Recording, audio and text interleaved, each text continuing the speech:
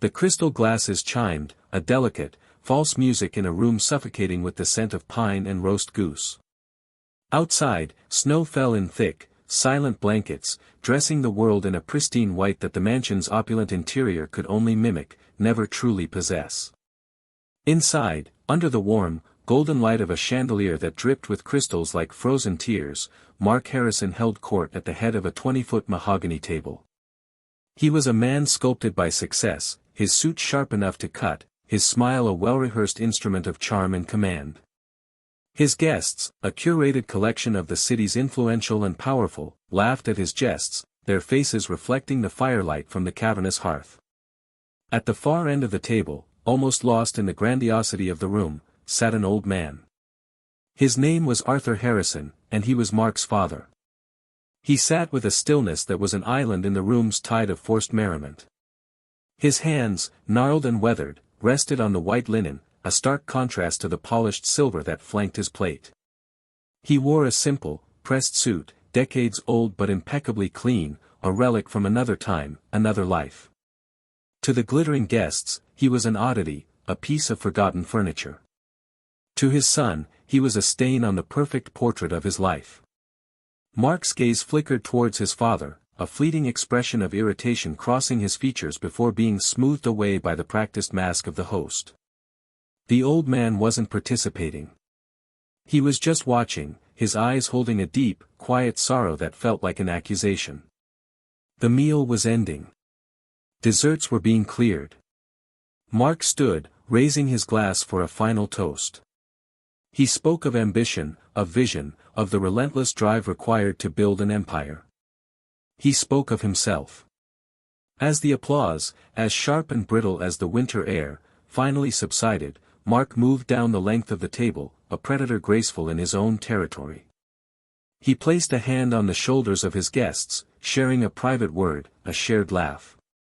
He bypassed his father's chair entirely, circling around until he stood just behind him. The room was still buzzing with conversation, a symphony of self-congratulation. No one noticed as Mark leaned down, his lips close to his father's ear, the warmth of his breath a sudden, venomous heat. He didn't raise his voice. He didn't have to. The words were for an audience of one, each syllable a precisely sharpened icicle meant to pierce a heart that had, until now, refused to break. "You'll never sit at this table again," he whispered, the sentence a silken thread of absolute dismissal. "This is my world now. You don't belong." Arthur did not flinch. He did not turn. His gaze remained fixed on the dancing flames in the fireplace across the room. The only movement was the slight tightening of his hand, a barely perceptible clenching of fingers that had once built the very foundations of the world his son now claimed as his own. To his son, he was just a relic, a ghost at the feast of his own making, a footnote in a story he had secretly authored. But what Mark, in his blinding arrogance, didn't know, what none of them knew, was that the quiet old man he had just exiled was the architect of it all. They saw weakness in his silence, but it was the silence of mountains. They saw poverty in his simplicity, but it was the simplicity of a treasure buried too deep to be seen. Welcome to our channel. If you believe that true strength is found not in the noise we make, but in the quiet sacrifices that go unseen, be sure to like this video and subscribe for more stories that honor the silent heroes among us. The story of Arthur Harrison is the story of a promise kept in the shadows, a legacy built on the bedrock of self-erasure, and the devastating moment when a son, blinded by the light of his own success, tried to extinguish the sun that gave him life. And it all began with that cruel whisper, a sound that would echo through the hollow halls of wealth and power, setting in motion a revelation that would shatter everything. The silence that followed the whisper was Arthur's alone. For Mark, the world moved on instantly. He straightened up, his public smile clicking back into place, and glided back to the center of attention, leaving his father marooned in the cold space his words had created. The old man's world, in contrast, had narrowed to the roaring in his ears, a sound that was not of the fire in the hearth, but of memories, of decades of choices made and burdens carried without complaint. His apartment was a small, two-room space on the other side of the city, a place where the grandeur of his son's life could not reach. It was a world of worn armchairs, the scent of old books and brewing tea, and a quiet, monastic order. Here, Arthur was not a relic, he was simply a man living with the ghosts of his past. His routine was as predictable as the sunrise. He would wake before dawn, walk to the small park overlooking the industrial river, and watch the city he had helped build wake up. His hands, which now struggled with the simple task of buttoning his coat, had once sketched designs that revolutionized industries, designs that were now framed and lauded in the corporate headquarters of Harrison Global, with his son's name elegantly scripted at the bottom. He never spoke of it. Not a word. Not to the friendly grocer who always saved him the freshest bread, not to the young librarian who helped him find books on astrophysics, not even to his wife, Eleanor, before she had passed. It was a promise sealed in a handshake in a dusty workshop 30 years ago, a promise made to protect the future, a future that now sat at the head of a mahogany table and disowned him. Mark's world was the antithesis of his father's. It was a sprawling estate of glass and steel, a place of cold surfaces and calculated aesthetics. His life was a series of strategic victories, of market domination and ruthless acquisitions. He saw himself as a titan, a self-made man who had clawed his way to the top. He remembered his childhood vaguely, a time of struggle and scarcity, and he resented it. He resented his father's grease-stained hands, his perpetually tired eyes, the smell of solder and ozone that clung to his clothes. He saw that past not as a foundation, but as a swamp from which he had heroically escaped. He had rewritten his own history, casting himself as the sole protagonist. In this revised edition, his father was a minor character, a man of small ambitions and limited vision who had simply faded into the background. Mark's shame was a living thing, a coiled snake in his gut. When he was forced to introduce his father at social gatherings, he would do so with a carefully crafted narrative: "This is my father, Arthur. He's retired now. A simple man, but a good man." The unspoken addendum hung in the air: "He is nothing like me. His smallness is not a reflection of my greatness." The dramatic irony was a chasm deep and wide. The audience, guided by the narrator's knowing voice, could see the truth that was invisible to the characters. They could see the calluses on Arthur's hands not as a sign of a menial past, but as the stigmata of creation. They could see his quietness not as emptiness, but as a vessel filled with secrets and sacrifices too heavy to be spoken aloud. The tension in the dining room was not just between a father and a son, it was between a hidden truth and an arrogant lie. And as Arthur sat there, absorbing the blow of his son's words, the audience knew that the lie was about to be put on trial. The foundation of Mark's world was a carefully constructed fiction, and the first tremor, the first hairline crack in the facade, had just appeared. Arthur's dignity was his shield, his silence a language the people in this room had long forgotten how to speak. They mistook it for surrender. They had no idea it was the calm before the storm, the deep, silent intake of breath before the world changed forever. Sarah, Mark's wife, watched the exchange from across the table. She was the observer, the audience surrogate, a woman who had married into this world of polished surfaces but had never quite found her reflection in them. She saw things the others didn't. She noticed the way Arthur's eyes, though old, held a clarity and intelligence that seemed to see right through the pretense of the evening. She saw the subtle, almost imperceptible way he carried himself, a kind of coiled strength beneath his humble exterior. She had seen the brief, ugly moment between her husband and his father, and while she hadn't heard the words, she had understood their intent. The cruelty was plain to see. Her heart ached for the old man, a solitary figure weathering a storm of his own son's making. The inciting incident was not just the whisper, it was the entire evening, a carefully orchestrated campaign of humiliation. It began with the seating arrangement, with Arthur placed at the furthest end of the table, an afterthought in his own family's celebration. It continued with Mark's toast, a soaring monument to his own achievements. He toasted his board members, his investors, his wife, a prop in his performance, and even his chef. But he did not mention his father. It was a public erasure, a deliberate act of severing a connection he deemed beneath him. He spoke of building his empire from the ground up, with his own 2 hands. Sarah risked a glance at Arthur. The old man's face was impassive, but she saw his gnarled fingers trace the rim of his water glass, a small, repetitive motion that betrayed a deep, inner turbulence. She remembered Eleanor, Mark's mother, a woman of quiet grace who had passed away years ago. Eleanor had revered her husband. She would often talk about his brilliance, his quiet determination, his unwavering integrity. "Your father," she once told a young, ambitious Mark, "is a man who builds worlds and asks for nothing in return. Never forget that." Mark had forgotten. Or, more accurately, he had chosen not to remember. His mother's words were an inconvenient truth that didn't fit his narrative of solitary genius. As the evening wore on, Sarah tried to bridge the gap. She walked to Arthur's end of the table, her smile genuine and warm. "Arthur, are you enjoying the evening?" she asked, her voice a soft counterpoint to the room's boisterous energy. He looked up at her, and for a moment, the mask of stoicism fell away, revealing a flicker of profound gratitude. "Sarah," he said, his voice a low rumble. "You are very kind. It is a magnificent house." He didn't say it was a home. His choice of words was precise. A house. A structure. Not a home. The comment hung in the air between them, and Sarah understood.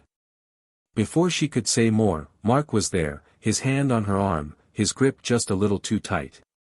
"Darling, Mr. Abercrombie was just asking about our trip to Zurich. Don't bore my father with shop talk." He steered her away, leaving Arthur once again in his isolation. That was when the whisper happened, the final, cruel twist of the knife. And now, the room felt different to Sarah. The laughter seemed harsher, the candlelight colder. She watched her husband, the man she had once admired for his drive, and saw him not as a titan, but as a small, insecure boy desperate to blot out the sun so that his own small candle might seem brighter. She saw the injustice of it all, and a quiet resolve began to form in her heart. She didn't know the truth, not yet. But she knew that something was deeply wrong. The quiet, dignified old man at the end of the table was more than he seemed, and the magnificent empire her husband claimed to have built was standing on a foundation she was beginning to suspect was made not of stone, but of secrets and lies. The disconnect was palpable. The audience, privy to the narrator's insights, could feel the coming collision, the inevitable moment when the forgotten past would rise up to confront the arrogant present. The tension was no longer a subtle undercurrent, it was a palpable force, gathering in the silent spaces around the lonely figure of Arthur Harrison. The air crackled with the unspoken, with the weight of a history that was about to be exhumed, whether the master of the house wanted it to or not. The echo of Mark's whisper lingered, a toxic residue in the festive air. Arthur sat for a moment longer, a statue of serene composure, while inside him, a 30-year-old dam began to show its first cracks. He had promised Eleanor he would endure anything for their son's future, that he would carry his secret to the grave. But Eleanor had never imagined a future where their son would use his success as a weapon against the very man who had forged it for him. He pushed his chair back slowly, the legs making a soft scraping sound on the polished floor, a sound that seemed to cut through the din of the party. He would leave. He would not make a scene. His dignity was the one thing that was still his, the one thing Mark could not take from him. As he stood, Mark appeared at his side again, his face a mask of false concern for the benefit of his guests. "Are you leaving, Dad?" he asked, his voice loud enough for those nearby to hear. "Let me get you a cab. I'll give the driver some money for the fare." It was the ultimate insult, a gesture that framed his father as a charity case, an indigent old man incapable of even paying for his own transportation home. The offer of cash was a transactional dismissal of their entire relationship. It was a way of saying, "Here is some money. Now disappear from my life." Arthur looked at his son, truly looked at him, for the first time that evening. He saw the expensive suit, the perfectly coiffed hair, the confident posture. But behind the facade, he saw the terrified boy he remembered, the boy who was always afraid he wasn't good enough. The boy who was now a man, and whose fear had curdled into a cruel, desperate arrogance. Arthur did not respond to the offer. He simply reached into his own pocket and pulled out a worn leather wallet. From it, he extracted a single, crisp bill, and held it out to his son. "For the staff," he said, his voice even and calm. "They've worked hard tonight." The gesture was a quiet thunderclap. It was a rejection of Mark's charity, a subtle assertion of his own agency, and a quiet rebuke of his son's appalling manners. Several guests who had been watching the exchange fell silent, a ripple of unease spreading through the room. They didn't understand the full context, but they understood the power dynamic that had just been so elegantly subverted. Mark's face flushed a deep, angry red. He was being challenged, not with a shout, but with a quiet act of dignity that he could not counter. He recoiled as if the offered money were a hot coal. His father's refusal to be cast as a victim had spoiled his narrative. The observers, the guests, were now paying attention. The drama was no longer confined to the shadows. Sarah watched, her heart pounding. She saw the strength in Arthur, the unshakable core of a man who knew his own worth. Even when his own son tried to strip it from him. She saw his hand, after returning the wallet to his pocket, clench into a fist, and then relax. In that moment of relaxation, his thumb brushed against a small, hard object he always kept with him. It was a simple, old-fashioned brass key, its edges worn smooth with time and touch. It was his totem, the physical manifestation of his secret past, the key to the first door he had ever opened, the door to the small workshop where it all began. The narrator's voice could weave through the scene, deepening the mystery. The key. It had no lock to turn in his simple apartment. It opened no doors in his quiet life. But it was the key to everything. It was the key to a small, dusty room where a young man with calloused hands and a brilliant mind had once built a future he would never be allowed to claim.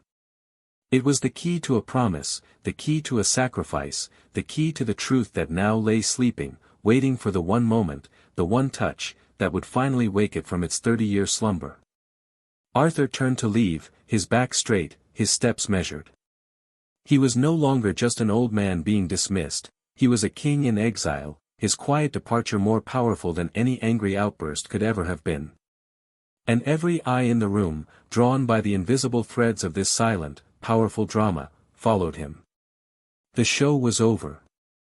The real story was about to begin. The tension in the room had become a character in itself. It was a heavy, suffocating presence that muted the laughter and turned the festive decorations into a mocking backdrop for the unfolding family tragedy. Sarah felt an overwhelming urge to do something, to shatter the suffocating hypocrisy of the evening. After Arthur's powerful, silent departure from the dining room, she excused herself, finding him in the grand foyer, putting on his thin, old coat. She approached him quietly, her heels clicking softly on the marble floor. "Arthur," she began, her voice barely a whisper. "Please, don't go." He didn't mean it. Arthur turned to her, his eyes soft with an empathy she knew she did not deserve, for she was, after all, part of this world that was hurting him. He meant every word, "My dear," Arthur said gently. "But it's all right. Some things are what they are." His hand was in his pocket again, his fingers wrapped around the old brass key. It was a nervous habit, a source of comfort, a connection to a part of himself he had locked away long ago. Sarah's eyes were drawn to the motion. "What is that?" she asked, a spark of the observer's curiosity overriding her sense of propriety. "In your pocket. You're always holding it." Arthur's hand stilled. He hesitated for a moment, his gaze distant, as if looking back through the long tunnel of his years. He slowly pulled his hand from his pocket, opening his palm to reveal the key. It was a simple skeleton key, made of brass, tarnished with age. It looked like it belonged to a forgotten chest in a dusty attic. "Just an old key," he said, his voice tinged with a deep, unreadable emotion. "To the first door." He offered no further explanation. He didn't need to. The words, so simple and cryptic, were a hook. The first door. The phrase was an open loop, a mystery that Sarah's mind immediately latched onto. The first door to what? A house? A business? A life? Before she could ask, Mark's voice cut through the air from the dining room entrance. Sarah! What are you doing? Let him go. He's just trying to cause a scene. His face was a thundercloud of fury and embarrassment. He saw his wife's attention on his father as a betrayal. Back in the dining room, to regain control, Mark tapped a glass for attention, a desperate move to recapture the spotlight. He announced a grand new initiative, a multi-million-dollar charitable foundation he was launching, the Harrison Legacy Fund, to help underprivileged entrepreneurs. The irony was suffocating. He spoke of giving a hand up to strangers, of providing opportunities to those with nothing, all while he had just finished casting out his own father, the man who had given him everything. He was a perfect foil, a caricature of the modern philanthropist who uses public generosity to mask private cruelty. His speech was filled with platitudes about vision and legacy, words that had been rendered hollow by his actions. The guests applauded, but the applause felt different now. It was thinner, more hesitant. They had all witnessed the raw, uncomfortable drama, and Mark's grandstanding now felt like a desperate attempt to paint over a crack in a collapsing wall. Sarah, standing in the foyer, heard the speech. It was the final straw. This man, her husband, was a stranger to her. The disconnect between his public pronouncements and his private actions was a chasm she could no longer ignore. She looked from her husband's self-congratulatory performance to Arthur's quiet, dignified pain. In that moment, she made a choice. She didn't know the full story, but she knew who the real man of substance was. As Arthur turned to open the heavy front door, she put a hand on his arm. "Wait," she said, her voice firm. An idea, wild and desperate, was forming in her mind.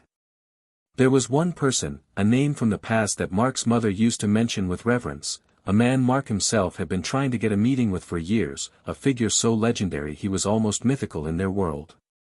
Mr. Abernathy. If anyone knew the truth, it would be him. She pulled out her phone, her fingers flying across the screen, sending a message to a distant family cousin who had once worked for Abernathy's firm. It was a long shot, a desperate prayer sent out into the cold winter night. "Something terrible is happening," she typed. "It's about Arthur Harrison. You once told me Mr. Abernathy owed him a great debt. If there was ever a time to repay it, it's now." The tension had reached its zenith. The stage was set. The antagonist had solidified his role as the ignorant, arrogant fool. The observer had become the catalyst. And the quiet hero, about to make his lonely exit, was now poised unknowingly on the precipice of his own vindication. All that was left was for the witness to arrive. The heavy oak door of the mansion felt impossibly heavy in Arthur's hand, as if it were weighted with the gravity of his son's final, cutting words. Each inch he pulled it open let in a blast of frigid air that felt like the world's indifference, a chilling confirmation of his new status as an exile. He had taken his first step across the threshold, 1 foot in the warmth of a life that was no longer his, 1 foot in the cold of the unknown night, when the sound of the doorbell chimed through the house. The sound was sharp, imperious, and utterly unexpected. It cut through the lingering applause for Mark's charity announcement, silencing the room in an instant. All heads turned towards the foyer. Mark, irritated by the interruption to his moment of glory, strode from the dining room. "Who on earth could that be?" he muttered, expecting a late-arriving guest or a misinformed caroler. Sarah, standing near Arthur, held her breath. Her desperate text message felt like a lifetime ago, a foolish, impulsive act. It couldn't be.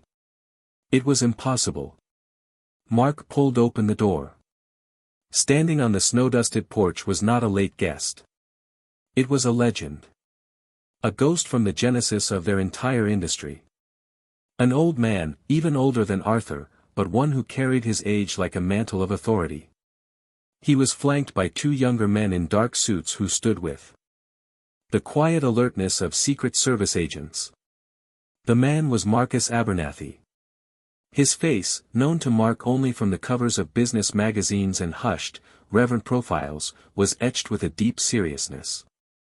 His eyes, sharp and clear, scanned the opulent foyer, taking in the scene with a swift, appraising glance. Mark was momentarily paralyzed, his jaw slack with disbelief. Marcus Abernathy. Here. At his home. For years, Mark had been trying to secure a meeting, a phone call, even an email exchange with this man, the Titan's Titan, the reclusive genius who had co-founded the industry. He had sent gifts, he had leveraged every connection, he had begged. All to no avail. And now, here he was, unannounced, on his doorstep on Christmas night. Mark's mind raced. This was it. This was the ultimate validation. The great Abernathy had finally recognized his genius, had come to pay homage to the new king. He broke into a wide, fawning smile, his earlier anger completely forgotten, replaced by a wave of sycophantic glee. Mr. Abernathy. Sir. This is an unimaginable honor, he stammered, extending a hand that trembled slightly. I don't know what to say. Please, come in, come out of the cold. Abernathy's eyes, however, were not on Mark. They passed over the son, the master of the house, as if he were nothing more than a piece of furniture, a doorman who had opened the door. His gaze swept the foyer and then locked onto the other old man, the one in the thin coat, the one who was halfway out the door. His expression, which had been severe and unreadable, softened instantly into one of profound, unmistakable reverence. The pacing of the narrative slows to a crawl. The camera, in a slow, deliberate pan, moves from Mark's stunned, confused face to Abernathy, and then follows his gaze to its target, Arthur. Every detail is magnified. The falling snow visible over Abernathy's shoulder. The glint of a gold signet ring on his finger. The way his entire formidable presence seemed to bow, metaphorically, in Arthur's direction. He took a step forward, his expensive leather shoes making a soft, authoritative sound on the marble floor. He walked straight past the son, his hand still extended in a pathetic, ignored gesture of welcome. He stopped a few feet from Arthur. For a moment, the two old men just looked at each other, a silent conversation passing between them that spanned 3 decades of secrets, promises, and shared history. The guests, drawn by the sudden, palpable shift in the atmosphere, had begun to spill out from the dining room, their faces a mixture of confusion and curiosity. They knew who Abernathy was. His presence commanded immediate and absolute respect. And they all saw the same unbelievable thing: Marcus Abernathy, the man who built empires, was looking at the simple, discarded old father with an expression of the deepest deference. The power dynamic of the entire evening had just been shattered and remade in a single, silent moment. The climax, the great reveal, had begun. The silence in the foyer was absolute, a heavy, breathless vacuum that pulled every person in the mansion into its orbit. Marcus Abernathy took another step toward Arthur, and to the utter astonishment of everyone watching, he gave a short, formal bow of his head. It was a gesture of respect so profound, so out of place in the casual arrogance of Mark's world, that it felt like a seismic event. Arthur, Abernathy said, his voice a low, powerful baritone that filled the space. It was a voice accustomed to being obeyed, but now it was laced with a tone of deep, personal emotion. I was told you were in need. I came as soon as I heard. I'm sorry it took me so long. Mark, standing frozen near the door, could only stare, his mind struggling to process the scene. Abernathy knew his father. And not just knew him, but spoke to him with this reverence. It made no sense. Mr. Abernathy, Mark interjected, trying to reclaim control, to insert himself into this new, bewildering reality. This is my father, yes. A simple man. I'm afraid there must be some misunderstanding. Abernathy turned his head slowly to look at Mark, and for the first time, he acknowledged his existence. His eyes were like chips of ice. A simple man, he repeated, the words dripping with a cold, quiet fury. You stand in this this monument to your own ego, and you call your father a simple man? He then turned his back on Mark completely, addressing his next words to the assembled guests, who were now crowded at the edge of the foyer, watching the unfolding drama with rapt attention.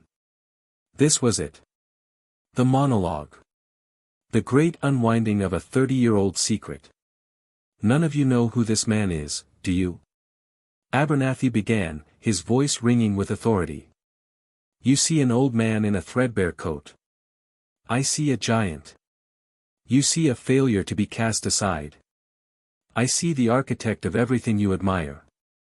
He pointed a finger not at Mark, but at the corporate logo for Harrison Global, which was ostentatiously carved into the wooden mantelpiece above the fireplace. You think he built that, he said, his voice laced with contempt as he gestured vaguely toward Mark. That boy. He inherited a kingdom and thinks he forged the crown. He is a caretaker. A lucky beneficiary. Nothing more. He then turned his full attention back to Arthur, his expression softening once more. Let me tell you who this simple man really is.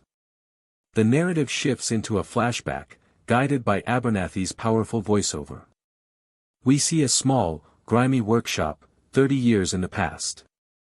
We see two young men, Arthur and Abernathy, their faces lit by the glow of a welding torch. They are brilliant, hungry, and inseparable. We started with nothing, Abernathy's voice continued. Less than nothing. Just an idea. And the idea wasn't mine. It was his. He looked at Arthur. He had a mind like no one I have ever met. He saw the world not as it was, but as it could be. He designed the first prototype for the technology on which this entire company is built. He sketched it on a napkin in a greasy spoon diner. I was just the salesman. He was the genius. He was the creator. The camera lingers on the faces in the crowd. On Sarah, tears welling in her eyes as the pieces of the puzzle begin to click into place. On Mark, his face draining of all color, his expression shifting from confusion to dawning, sickening horror. The reveal was not just a piece of information, it was a detonation, and the fallout was just beginning to spread. The great lie that was Mark Harrison's life was being systematically dismantled in front of everyone he had ever wanted to impress. And the man tearing it down was the one person in the world whose respect he craved above all others. Abernathy's voice dropped, becoming more intimate, more intense, drawing the audience of stunned guests even closer into the story. He was no longer just speaking, he was bearing witness. We were on the verge of a breakthrough, he said, his eyes locked on Arthur's, sharing the memory. But we were also on the verge of bankruptcy. A larger, predatory company, a rival, found out about our work. They couldn't replicate it, so they decided to destroy it.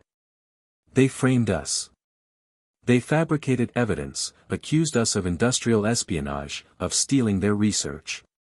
It was a lie, but a convincing one. They had the lawyers, the power. We were going to lose everything. We would be disgraced, bankrupted, and likely facing prison time. He paused, letting the weight of the predicament settle over the silent room. We had one way out. A terrible choice. The rival company offered a deal in secret. They would drop all charges and invest just enough to keep us afloat, on one condition. One of us had to take the fall. One of us had to publicly confess to the fabricated crime, resign in disgrace, and disappear from the industry forever. They needed a scapegoat to justify their own aggressive tactics. It was a devil's bargain. One of us would be ruined, the other would be saved, and the company, our dream, would survive. Mark was shaking his head, a gesture of desperate denial. This couldn't be true. His father was a simple engineer at a small firm. He had worked there his whole life. It was all on his resume. But why? Mark whispered, the question hanging in the air, a plea for this story not to be true. Abernathy's gaze finally fell upon him, cold and pitiless. Why? Because your mother had just found out she was pregnant with you. Your father was about to be a father. He looked at me, and he said, "You don't have a family to support, Marcus." "I do. My son cannot be born into shame and poverty. Let them ruin me. I'll sign whatever they want. Just promise me the company will take care of them. Always." Abernathy's voice cracked with emotion, the first break in his formidable composure. He reached into his own coat pocket and pulled out a small object. It was a worn, tarnished brass key, identical to the one Arthur carried. He held it up for all to see. "This was the key to our first workshop. We each had one. It was a symbol of our partnership. He gave me his half of the company, his patents, his entire future, for the price of your life, for the promise that you would have the chances he was about to give up." He signed the confession. He was publicly disgraced. The story they put out was that he was a low-level engineer caught stealing secrets. He was blacklisted from the industry he had created. The only job he could get was a menial one, under a different specialization, at a small company that owed me a favor. He worked there for 30 years in obscurity, never speaking a word of this, to protect you. He became a simple man so that you could become a great one. He turned to Arthur. He didn't just build the company, he saved it. He sacrificed his name, his honor, his entire life's work, for his son. He then pointed the key at Mark, his hand trembling with a rage that had been suppressed for 3 decades. "Every dollar you have, every ounce of respect you think you've earned, every brick in this house, you owe to him. The Harrison Legacy Fund. The Harrison Legacy is standing right here, in a coat you think is beneath you, a man you just tried to throw out of his own house, a house that was built on the ashes of his life." The silence that followed was not empty. It was filled with the deafening sound of a shattered reality. It was a sacred, terrible silence, broken only by a single, choked sob. The sob came from Mark. His carefully constructed world had not just cracked, it had been atomized. The shame he had always felt for his father was now inverted, transformed into a monstrous, suffocating shame for himself. He looked at Arthur, at the quiet, stoic man who had been a living, breathing testament to a love so profound it was beyond his comprehension. He saw not the failure he had always imagined, but the hero he had never been worthy of. His arrogance, his confidence, his entire identity, crumbled into dust, leaving only a hollowed-out man staring into the abyss of his own profound and unforgivable ignorance. The guests, his powerful friends, averted their gazes. They looked at the floor, at the ceiling, anywhere but at him. The social currency he had spent his life accumulating had just been rendered worthless. His humiliation was total and absolute. Abernathy walked to Arthur's side and placed a hand on his shoulder. It was a gesture of solidarity, a closing of a circle that had been open for 30 long years. "I kept my promise, old friend," Abernathy said softly, his voice for Arthur's ears only. "I made sure the company took care of them. But I never imagined this." Arthur's face, for the first time, showed the flicker of a deep, ancient pain. He had never wanted this. He had never wanted the truth to be a weapon.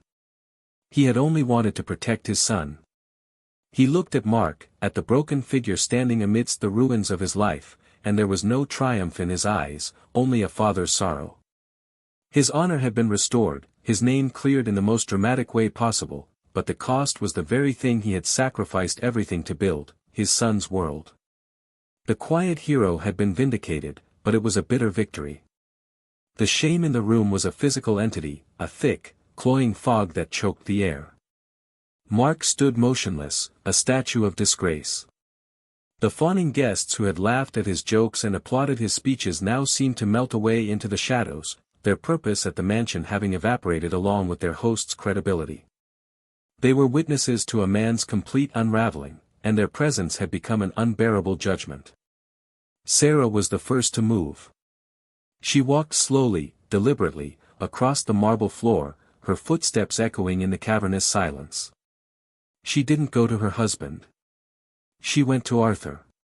She placed her hand on his arm, her touch a simple, profound statement of allegiance. Her eyes, filled with tears, met his. "I am so sorry, Arthur," she whispered. "I am so incredibly sorry." Arthur simply patted her hand, a gesture of forgiveness and comfort. Even now, in his moment of vindication, his instinct was to soothe the pain of others. He did not stay to watch his son's descent. He had not sought this public reckoning. His sacrifice had been made in silence, and he preferred to return to it. With a final, shared look with Abernathy, a look that conveyed a lifetime of gratitude and mutual respect, Arthur Harrison turned and walked out the door. He did not slam it. He closed it softly behind him, a quiet, final click that sealed the end of an era. Abernathy followed a moment later, pausing only to cast one last, withering look of contempt at the broken man by the fireplace. He left without another word, his two aides falling in behind him, leaving the residents of the glass and steel mansion to their ruin. Mark was left alone in the center of his opulent foyer, a king in a kingdom that now felt like a prison. He slowly sank to his knees, the sound of his collapse echoing the fall of his world. The narrative voice returns, reflecting on the profound moral of the story. True honor is not a monument you build for the world to see. It is a foundation, laid in silence and cemented with sacrifice. It is the quiet integrity of a man who gives everything and asks for nothing. Mark Harrison had spent his life chasing a legacy, never realizing he was the living embodiment of one. He had looked at his father and seen the past, a thing to be discarded, when all along, his father was the future, the very source of the life he so arrogantly claimed as his own. The final scenes are a quiet montage. We see Arthur, back in his small, humble apartment. He is sitting in his worn armchair, holding the old brass key, a faint, sad smile on his face. He is at peace. His secret is out, but his life remains the same. He sought no reward, no apology, no recognition. His actions had always been their own reward. The final shot is of the mahogany dining table in Mark's mansion. It is empty now, the chairs pushed back, the remnants of the feast growing cold. The room is dark, save for a single shaft of moonlight that falls across the empty chair at the head of the table, a stark reminder of the man who had lost everything because he failed to see the value of what was right in front of him. And so, we ask you, what is the true measure of a person's legacy? Is it the empires they build, or the sacrifices they quietly make? Let us know your thoughts in the comments below. Remember the quiet heroes in your own life, the ones whose strength is their silence. For more stories that inspire and remind us of what truly matters, don't forget to like this video and subscribe to our channel. Thank you for watching.